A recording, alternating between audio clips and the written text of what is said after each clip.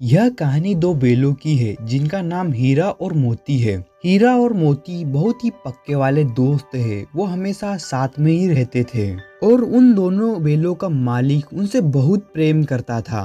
एक दिन क्या हुआ, जूरी यानी बेलों का मालिक उन दोनों बेलों को अपने साले के साथ उसके ससुराल भेज देता है। हीरा और मोती अपने मालिक से बिछड़कर बहुत दुखी थे और उन दोनों बेलों को ज्यादा दुख तब होता जब उनका नया मालिक उनसे काम तो बहुत करवाता है और खाने को सिर्फ रूखा सूखा देता था। इससे परेशान होकर हीरा और मोती अपने पुराने मालिक के पास भागकर वापस आ जाते हैं। परंतु जूरी की पत्नी को हीरा मोती कर भागकर आना पसंद नहीं आया और फिर जूरी की पत्नी ने कहा, अरे सुनो जी, इन्हें वापस मेरे भाई के पास भेज दो।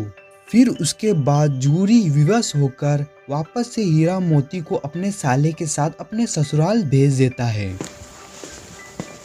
मोती बहुत गुस्से वाला था। हीरा थोड़ा सहज और समझदार था और धीरज से काम लेता था।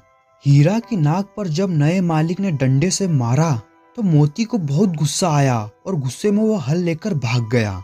दोनों बेलों को ठीक से खाना नहीं मिलता था और कभी कभी तो उनको खूब मारा पीटा भी जाता था, जिसके कारण बेचारे बहुत कमजोर हो गए थे। और नए मालिक की पड़ोस में एक बच्ची रहती थी जिसकी सगी माँ मर चुकी थी। उसकी सौतेली माँ उसे अधिकतम मारा करती थी।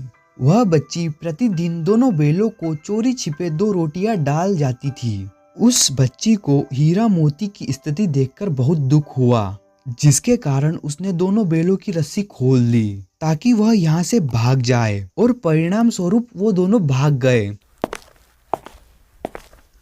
जूरी का साला और अन्य लोग हीरा मोती को पकड़ने के लिए भागे, लेकिन वह उन्हें पकड़ नहीं पाए।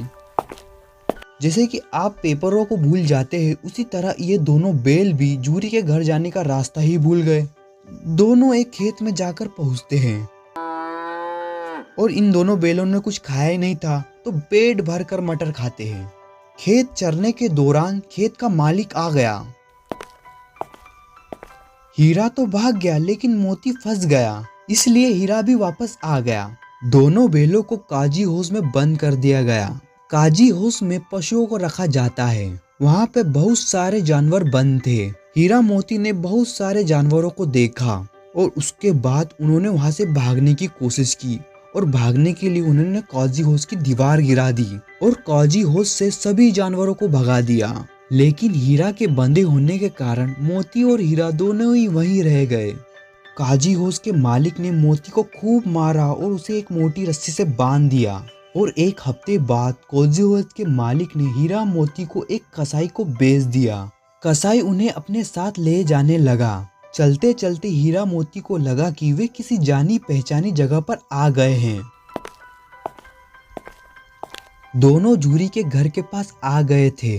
जैसे ही दोनों बेलों ने जूरी के घर को देखा, उसके बाद दोनों भागकर जूरी के गेट पर वहीं आकर खड़े हो गए जहां पर उन्हें बांधा जाता था। जूरी बहुत परेशान बैठा था, परंतु जब उसने दोनों बेल मतलब हीरा और मोती को देखा, वह खुशी से झूम उठा। अचानक से कसाई ने आकर दोनों बेलों की रस्सी पकड़ ली। फिर जूरी ने उससे कहा, यह तो मेरे बेल है। परंतु कसाई कुछ सुनने को तैयार ही नहीं था। वो बहुत जबरदस्ती करने लगा तो मोती को गुस्सा आया और उसने सींग चलाकर उसे खदेड़ दिया और इसके बाद वो कसाई भाग गया। इस घटना के बाद जूरी ने कभी अपने बेलों को ससुराल नहीं भेजा।